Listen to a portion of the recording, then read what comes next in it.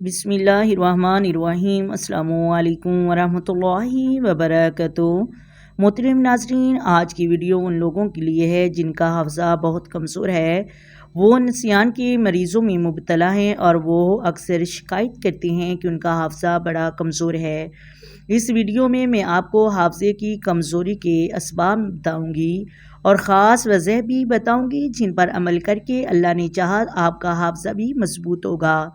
اور پہلے میں آپ کو بتاؤں گی کہ حافظہ کمزور کیوں ہوتا ہے، نسیان کا مریض کیوں ہے، اس کے اسباب کو تلاش کریں۔ بہت ساری وجوہات ہو سکتی ہیں، جیسے کہ بعض لوگوں کا دماغ سے ریشہ حلق میں اترتا ہے اور اس کی وجہ سے دماغ کمزور ہو جاتا ہے۔ اس سبب کو دور کیا جائے اور اچھے ڈاکٹر سے رجوع کیا جائے تو مرض دور ہو جاتا ہے۔ حافظے کی کمزوری کا ایک بڑا سبب وہ گناہوں کی نوعیت ہے۔ جو بندہ کثرت سے گناہ کرتا ہے اس کا حافظہ بھی کمزور ہو جاتا ہے۔ امام شافعی رحمۃ اللہ علیہ وہ امام جنہوں نے 10 سال کی عمر میں قرآن کریم حفظ کر لیا، وہ جو شخص گناہوں سے محفوظ رہ کر گناہوں سے بچا رہتا ہے اس کا حافظہ محفوظ رہتا ہے۔ دوسری بات یہ ہے کہ عمومی طور پر وہ چیزیں جو حافظے کو نقصان پہنچاتی ہیں وہ کھٹی چیزیں ہیں۔ ہمیشہ ان چیزوں کا استعمال کرنا چاہیے جو صحت بخش ہوں، جن سے حافظہ تیز ہوتا ہے۔ مثلاً بادام ہو گئے، خروٹ ہو گئے، مچھلی وغیرہ۔ تو ان چیزوں کا باکثرت استعمال حافظے کی تقویت کا ذریعہ بنتا ہے۔ خصوصاً کوئی شخص صبح کو 7 بادام اور 3 کالی مرچ کے دانے صبح نہار منہ خوب چبا کر کھائے تو اللہ کے فضل سے اس کا حافظہ مضبوط ہوگا۔ کشمش یہ بہترین حافظے کو مضبوط کرنے کے لیے، اس کے علاوہ کدو شریف بھی، یہ بھی دماغی صحت کے لیے بہت زیادہ فائدہ مند ہے۔ اسلام میں بہت ساری غذائیں ایسی ہیں کہ جن کو کھانے سے اللہ تبارک و تعالی حافظہ مضبوط کر دیتا ہے۔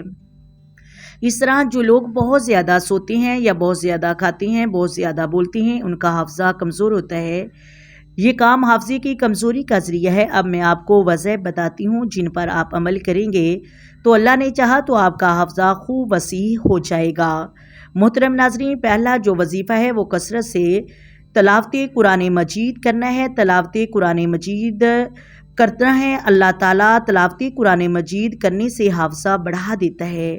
یقین مانیں، اگر آپ صبح و شام پابندی کے ساتھ تلاوت قرآن مجید کرنا شروع کر دیں تو چند ہی دن میں آپ کا حافظہ مضبوط ہونا شروع ہو جائے گا۔ لیکن دیکھ کر آپ نے تلاوت کریم کرنی ہے۔ دوسرا، نمازوں کی پابندی، روزوں کی کثرت، درود پاک کی کثرت، یہ بھی حافظے کی مضبوطی کا بہترین ذریعہ ہے۔ مسواک کرنا حافظے کا بہترین ذریعہ ہے۔ آپ نے 786 مرتبہ بسم اللہ الرحمن الرحیم پڑھیں اور پانی پر دم کر کے پئیں تو انشاءاللہ ہفتے میں ہی آپ کا حافظہ خوب تیز ہو جائے گا۔ اس طرح ایک اور وظیفہ ہے درود کمالیہ کی کثرت۔ ویسے تو کوئی بھی درود پاک پڑھیں تو اللہ کریم کرم فرماتا ہے اور اس کی برکت سے بندے کا حافظہ مضبوط ہوتا ہے۔ خود حضور نبی پاک صلی اللہ علیہ وآلہ وسلم کا شان فرمان ہے کہ جب تم کوئی چیز بھول جاؤ تو مجھ پر درود پاک پڑھو۔ تو جب بندہ کوئی چیز بھول جاتا ہے تو وہ درود پاک کی کثرت کرتا ہے تو وہ بھولی ہوئی چیز یاد آ جاتی ہے۔ درود پاک کی کثرت حافظے کو مضبوط کرنے کا بہترین ذریعہ ہے۔ امید کرتی ہوں آپ کو ویڈیو کی سمجھ آ گئی ہوگی۔ اگر ویڈیو اچھی لگے ویڈیو کو لائک کریں، شیئر کریں اور چینل کو سبسکرائب کریں۔